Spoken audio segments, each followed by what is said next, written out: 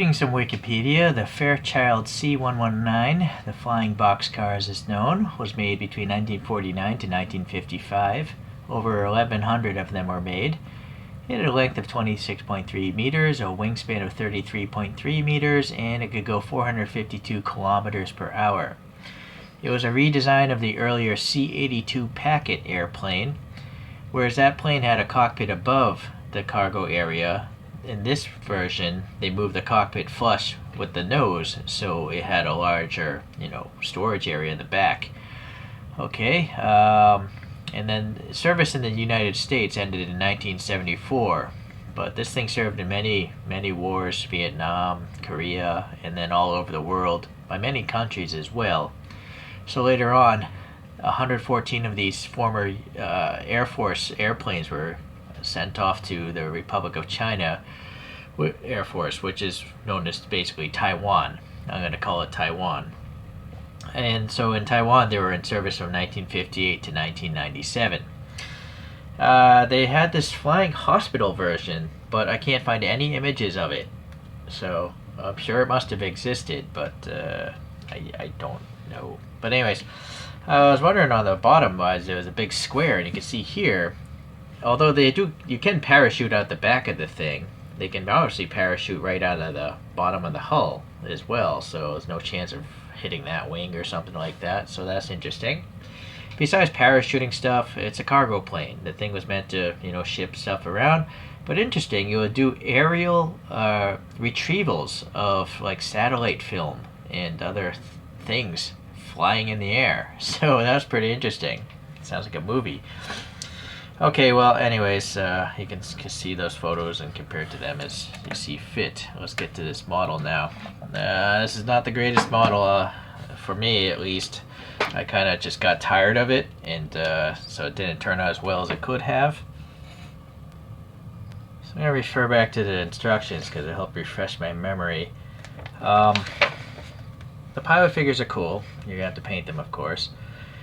This cockpit, though, it's kind of hard to get this dashboard in after you assemble the whole thing. So, which is what I did if you go back and slow down my build video. So you actually probably, if you want to make your life easier, you'd actually paint all this cockpit stuff first, put the pilots in, and then put them into the body. But then you're going to have to mask it all off, because if you paint it, you're going to mess up your cockpit. That's why I chose to do it later.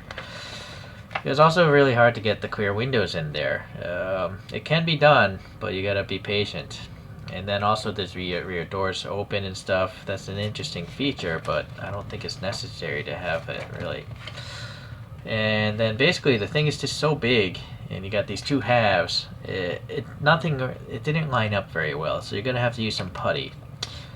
It does give you the option to have flight mode instead of landing gear mode, which is nice, but being a cargo plane with opening rear doors, that's why I put the landing gear on. But in hindsight, maybe I shouldn't have. Alright, so there's also supposed to be two little plastic pieces that grab the propellers, and they do give you the option of 2, 3, or 4 bladed props. I somehow lost those along my build process, so I just have some poster putty holding the props in place. Alright. So that's the build thing. Now, here's the paint guide. So these Taiwanese planes have this big black area, but I know that when I put masking tape down, it's going to seep underneath the paint. So that's why I chose to not paint this area black, because masking tape, it just doesn't work all the time, and I don't want to repaint this. It took forever to do this. Okay, and then here's the side with the flying hospital thing, and that's what I went for, minus the whole blacking out of the engine areas. Alright, so there's that hatch I was talking about, wondering why is there a big square there, and now I know why. Okay, well, I guess we'll start with the back, because there's the cargo. If you want to actually put some characters in there, I guess you could. It's pretty flat in there. There's some panel gaps in there as well. And this ramp will fold away, but as you can see, the ramp doesn't actually fold down and touch the ground because the pivot is too low. It's trying to be flush. I thought maybe I put it in upside down, but that's not the case, because if I put this in the other way, I wouldn't be able to fold it back over itself and close the doors. So I'm gonna never display it with this thing open anyways, so I'm gonna just bend that past this hinge there, so it folds away in there, and then you can see this double hinge. It does allow, you know, quite a expansive opening, but you're gonna have to use some putty or something to, you know, keep it shut. It can be better than that.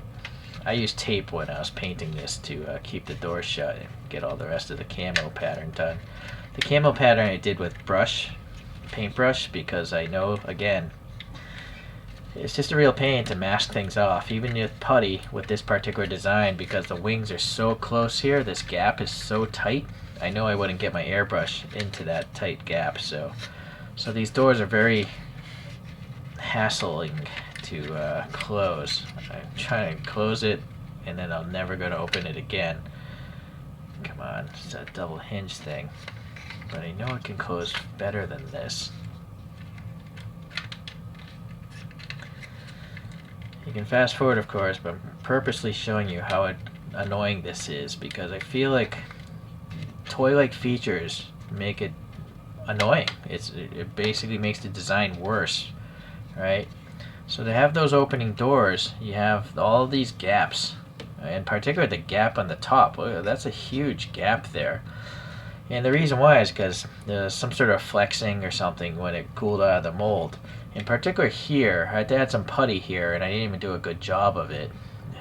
A lot of putty here and here to make these side pieces line up with this top wing piece. So you're going to have to use some putty there. And then because I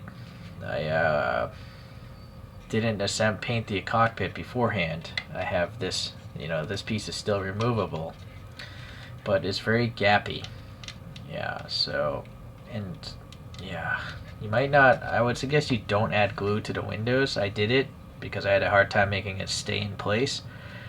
But now you see, when I did go back later and put like a piece of metal in there to force the windows into the gaps, the glue residue made them foggy. So if you're patient, you can get the windows to sit more flush. So don't bother using glue. You just gotta kind of pry it around a bunch of times, because all these windows are one piece of plastic here. So it's like 8 panels with one piece of plastic, but there's a lot of curvature going on. So it's gonna take a little while to fiddle around with it. And this one is not flush.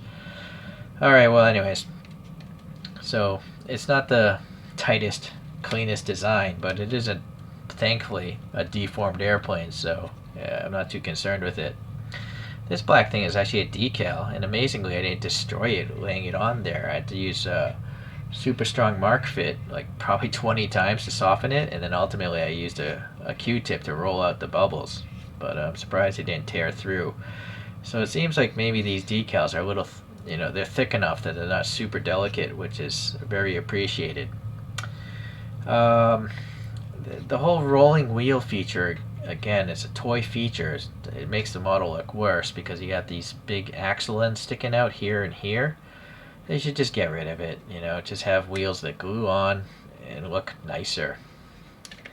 And then for some reason, this landing gear, both of them, both sides, they don't sit flush up in there. There's this big tab going up in here, and so this is how they want to rest. I mean, I guess you could glue it, but it'll always be under tension, and I know eventually it's going to pop loose, so I just left them alone.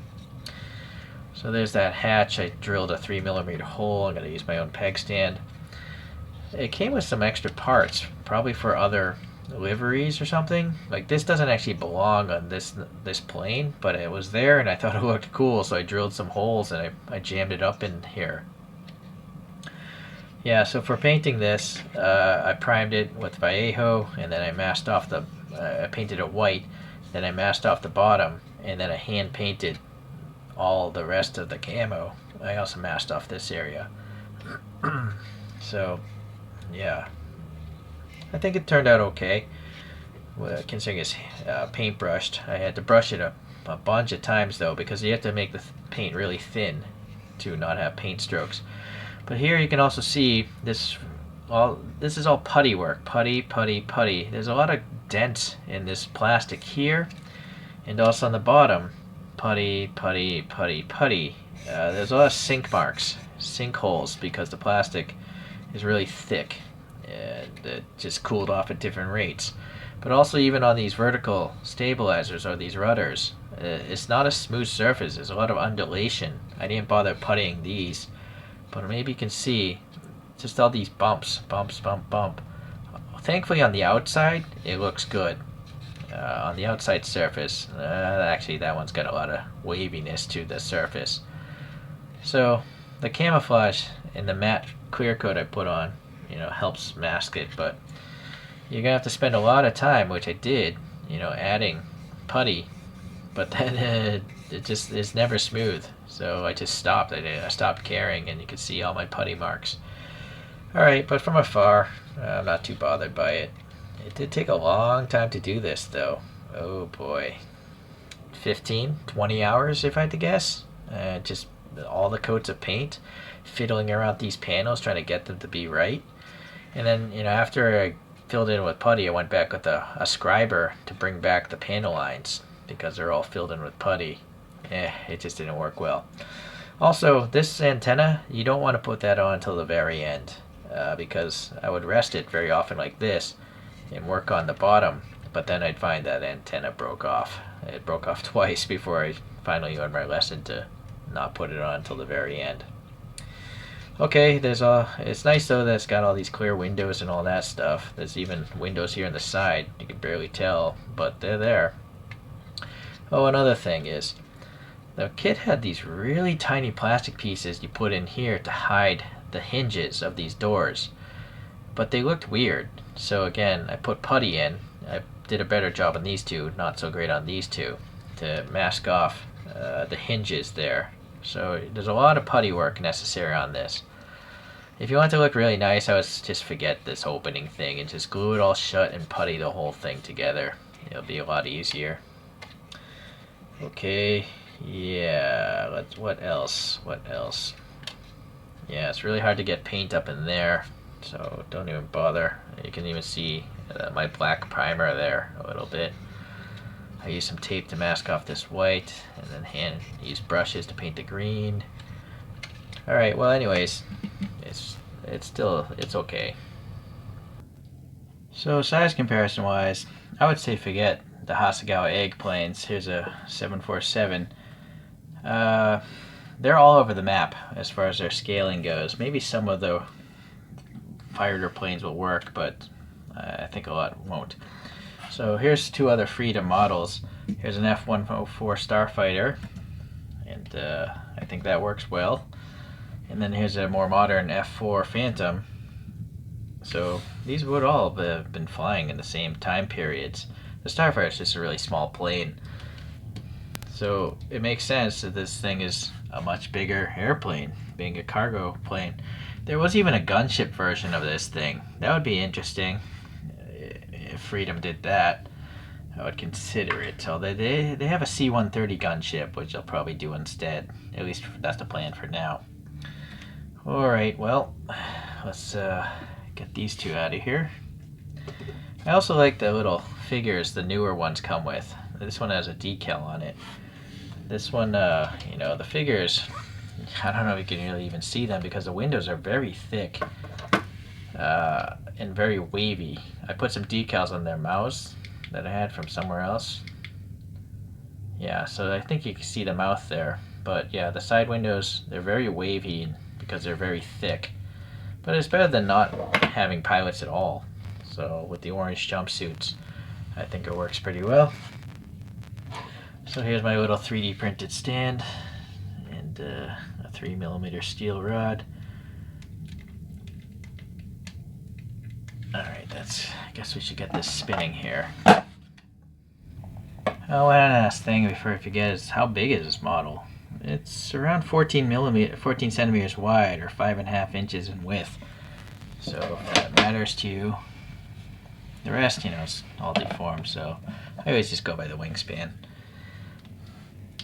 Alright, well, it's an interesting subject. I like the idea of having the fuselage here and then two nacelles or whatever for the engines. And now I know there's two hatches, the rear hatches and the bottom hatch, so that's quite interesting.